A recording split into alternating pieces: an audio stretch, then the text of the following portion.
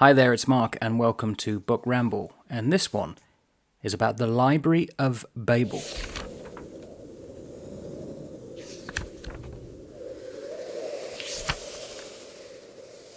Or Babel, depends on how you want to pronounce it. It's Jorge Luis Borges. Now, I've done quite a few from this book, which are just short stories. He's a master of them. And the Library of Babel, that's how I'm going to pronounce it, is one of his most famous. I've had real difficulty rendering images to show you of the layout of the rooms that's in this library. For some reason, if you put in an hexagon-shaped room, of which one side is a vestibule, you get some weird and wonderful renderings. So the ones that are being shown or will be shown are the close approximation of what he's talking about here. And if the AI suite struggles, it explains, I think, why I struggle also with this story. It's one of these speculative. It's a speculative piece of fiction that hypothesizes that the universe is a library. It actually says that at the very beginning. The universe, which others call the library, is composed of an indefinite, perhaps infinite number of hexagonal galleries. It's eternal in absolute space. There is no beginning, there's no end. And we are plumped inside one of these hexagonals, and each hexagonal is exactly the same. 5 sides of each hexagon has bookshelves, the exact same amount of bookshelves with the same amount of books. Each book has the same amount of pages and the exact same amount of words and so on. And somebody's worked out the composite number that this forms, and whether that has any bearing on anything, I'm not too sure. But there is a 6th wall which forms a vestibule, a way out potentially to a gallery and another hexagon room beyond. And nobody has ever seen the full scope and size of this library. It's not just on one level, it's on multiple. And we, inside one of these, meets the librarian, who is a man who realizes that he's about to die. And when he dies, he's going to be thrown over the side, which is potentially the connection between the rooms, and he will free fall forever, decomposing. That's the sum lot of people. Is it a metaphor for the universe and life, and that we exist in our own little bubble or room? We are confronted with only a certain amount of space and knowledge, the sum total of which is all the same, but we may not necessarily be reading the books because most of them don't make any sense whatsoever. And that's it. Possibly there's 2 bulbs of light. That could be the sun and the moon, for all I know. Well, it could be a representative of it. And it's not very long as a story, but it's very enigmatic. But it's the first short story I've come across with Borges where I don't by the end fully get it. And that might be the whole point. I think I'm missing something in the story. It could be in the translation, for all I know. Something I'm just not getting. There's one piece that has struck me, is that in the vestibule there's 2 compartments. One is necessary to go into the toilet and one is a bedroom. But there's also a mirror. And people look into the mirror, and what they see, they think they can understand the whole sum total of the universe. That's very Platonic, the analogy of the cave. What are we seeing? What is represented as we think is reality, and so on. There's also the quest of looking for a book, the book of books, the catalogue of catalogue, and that probably represents, in my mind, us as a species trying to find the one book that tells us everything. And he calls it, what is it, the circular book of God, the catalogue of catalogues. 4 centuries previously to the account beginning was announced that the library contains all books that could ever be written.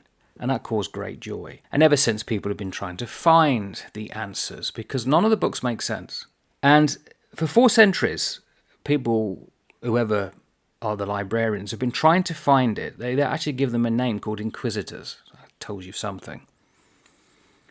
But because it can't be found, or recognise if it was found, depression started to seep into this library. And there's thoughts, well, if we can't find the book, when we get to the book that's obviously not the book, let's burn them. So it seems to be mirroring history. And because it was written, I think, in the 1950s, in Borges' mind, there must have been the idea of Nazi Germany burning books, and so on. It's kind of calling up the intolerance that people believe that there is one book could be found, it's the book of books, and anything else has to be burnt, that kind of thing. But there's the superstition of the crimson hexagon, where different sized books will be found, where every other book is the same size, and so on. Also the heresy of believing that the universe has limits. And as soon as I read that, I thought what Borges is trying to say is the fact that science seems to believe there's a limit to the universe, and so on. And on page 52 of this book, right at the end, it says, "If an eternal traveller should journey in any direction, he would find after untold centuries that the same volumes are repeated in the same disorder, which repeated becomes order. The order, my solitude is cheered by that elegant hope." In other words, history repeats. And the disorder of history is in fact what is the order of history. We just don't get it. We don't understand it. But there is an order to it. It's like saying everybody is different, therefore we're all the same. And in terms of the exactitude of each hexagon, he talks about there's 5 bookshelves on each side. There's 32 books per shelf. That's 160 books in total per hexagon. Each book has 410 pages each. That comes to 65,600, of which each page has 40 lines, and you just go on and on and on. I've randomly just taken off 4 books I'm currently reading. So I've got, let's have it the right way around, Boethius, The Consolations of Philosophy. I'm reading John Stuart Mill. On Liberty. Wonderful, about 3 thought. A selection of essays. And then this. You could have any book. I could add this one. 2000 AD. Anything that has ever been written. The collected works of Shakespeare. All of these. They are all the same. Every single one is the same. And you think, how is that? And I need to put these down. They're all the same because if I was to randomly open a page here, this is the lottery in Babylon. Look at the page. Now, imagine that you don't understand each of the symbols. Well, according to the library, each one has space between the letters. Each has full stops. There are commas and 22 letters of the alphabet.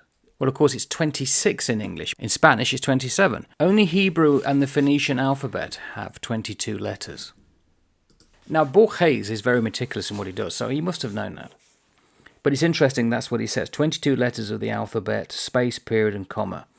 Therefore, he's stating something, or potentially stating something. I think the book is profound, but I don't know why. He's effectively saying, if I get it right, that the universe, the library, is unlimited. It's full of knowledge. We can compartmentalize it as much as we want, but we'll never get to the end. There are people within the library who believe that they can get to the end and that they can know everything, but ultimately it's futile.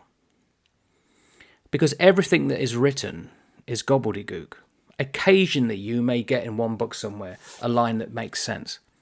But of course, sense to who? You need to know the language. And if your alphabet is limited to 22, you're not going to know what that is if you don't know that alphabet. Let us also get rid of the cold logic that says, why are the librarians not talking to each other? And yet they are, because they're going on quests to find things. Who's thrown the guy over the side? Who takes over? And so on. Why is it only one person in a library? And so on and so forth. But it seems to be talking about, speculatively, the order of our universe, and we think we can grasp it, but we don't.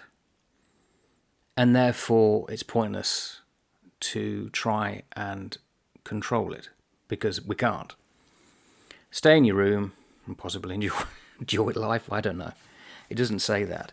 So it's an interesting book, and it's the one that got me first aware of Jorge Luis Borges, because so many videos have been done on this. I've read it twice now. The first time I read it was about 4 or 5 years ago. Having gone through it again, I'm not sure I get it, understand it fully. So it's going to be one of those enigmatic ones that I'm glad I've read it. It has opened up a lot of questions. But because I've studied philosophy, a lot of the questions I already knew anyway. It's nothing new. But it is done in a unique way, I must admit. That this universe is designed to have hexagons. And of course, hexagon is considered to be a profound shape. But then why the books?